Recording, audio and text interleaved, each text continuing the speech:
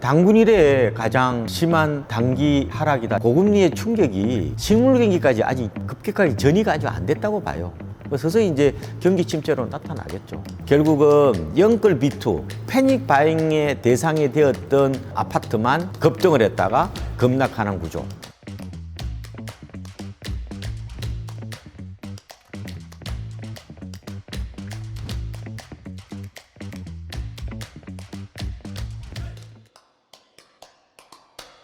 지금은 2008년 글로벌 금융위기나 2012년 하우스포 사태보다 시장이 더 빨리 냉각되고 있고요. 집값이 불과 6개월 만에 많이 빠진 곳은 반토막이 나고요. 30%, 40%는 수두룩하니까 이런 하락폭은 역사상 경험해보지 못한 일이거든요. 어떻게 보면은 당군 이래에 가장 심한 단기 하락이다, 이렇게도 볼 수가 있을 것 같습니다. 결정적인 트리거가 된 거는 고금리죠.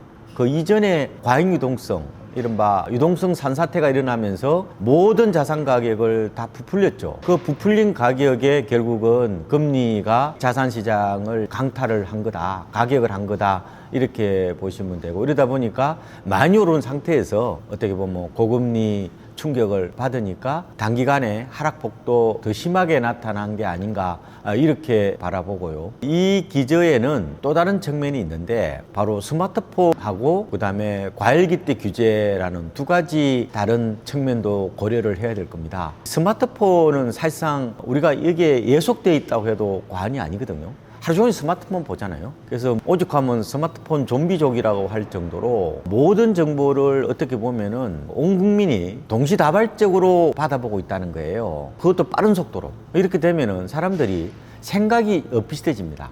행동도 엇비슷해져요. 이게 이제 집단 사고와 군집 행동이라고 표현을 하는데, 말하자면 이제 떼지어서 움직이는 거죠. 서로 눈치를 보는 거예요. 그러니까 과거 주로 부동산 정보가 오프라인을 통해서 전달될 때는 이렇게까지 빠른 속도로 냉각되지는 않았어요. 정보가 빨라지면은 사람도 그만큼 재빨리 움직이는 어떤 그런 모습들이 나타날 겁니다. 옛날에 해방되고 6.25 전쟁 터지고 나서 산골짜기에서는 그런 일이 일어난 지 3, 4일 지나서 알았다는 거잖아요. 그럴 정도로 오프라인 때의 정보는 약간 시차를 두고 전달되면서 시장을 움직이는 구조인데, 지금은 모든 것들이 다 어떻게 보면 리얼타임으로 움직이다 보니까 더 빨리 냉각이 된 게 아닌가, 이렇게 분석을 해보고요. 또 하나는 과열기대 규제가 물론 지금 수도권 일부 지역하고 서울 외에는 대부분이 풀리긴 했지만 주로 집값 하락이 올 한 5월, 6월, 7월, 8월, 9월 이 사이에 확 떨어졌잖아요. 그때는 규제가 상당 부분 살아있었죠. 조정 대상 지역에서요, 집을 한 채 더 사면 기존 1주택자 한 채 더 산다는 거죠. 그러면 취득세만 도 8%예요. 그러니까 집을 살 엄두를 못 내는 거죠. 이러다 보니까 수요에 큰 공백이 발생한 거예요. 싱크홀이 발생했다고 보는 거예요. 집값이 바닥에 떨어졌는데 그거보다 더 떨어지는, 말하자면 지하 8층으로 떨어지는 어떤 그런 측면이 있죠. 단기간에 왜 이렇게 집값이 급락했느냐? 굳이 따지면 너무 많이 올라서 그런 거다. 그 다음에 과열기대 규제가 그대로 살아있다. 그 다음에 스마트폰이 떨어진다는 이 사실을, 앞으로 금리도 오를 테니까 이런 사실들을 리얼타임으로 전달하다 보니까 사람들이 더 두려움에 빠지는, 말하자면 공포와 두려움도 스마트폰을 타고 더 빨리 전달되다 보니까 이렇게까지 급락이 왔다, 이렇게 설명을 할 수 있을 것 같습니다. 사람은요, 절대치보다는 그 변화 속도하고 그 변화율에 민감한 겁니다. 제가 옛날에 첫 집을 샀는데요, 90년대 초반이었어요. 대출금리가 14%였습니다. 그때도 높지 않다고 생각했거든요. 누구나 다 집을 샀습니다. 근데 갑작스럽게 금리가 올라가면요, 사람은요, 고통스러운 적응 과정을 거쳐야 됩니다. 지금 집값이 빠지는 거는 바로 저금리에서 고금리로 이행하는 과정에서 고통스러운 적응 과정이라고 보시면 될 겁니다. 리만 사태가 언제 터졌냐면요, 2008년 9월에 터졌습니다. 그 한 달 전에 우리나라 기준금리가 5.25%였습니다. 근데 2009년 2월에 가면은 이거를 거의 반토막을 내버립니다. 반토막 더 이상 떨어져요. 2%로 뚝 떨어집니다. 그때는 금리가 약간 낮아지니까 2009년 하반기 돼서 규제 완화에 대한 기대감도 일부 있고 그래서 약간 시장이 꿈틀꿈틀 했거든요. 물론 2012년 바닥을 치긴 했지만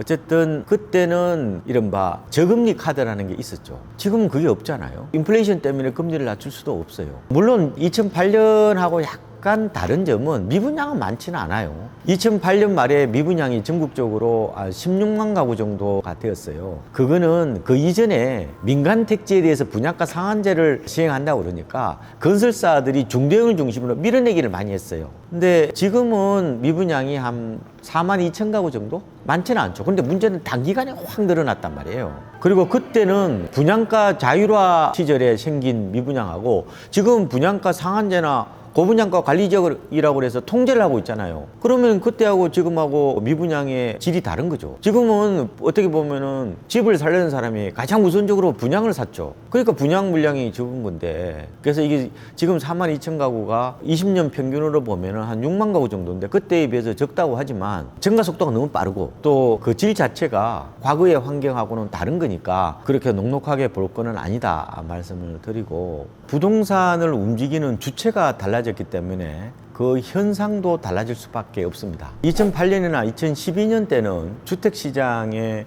핵심 수요층이 베이비 부모하고 X세대였어요.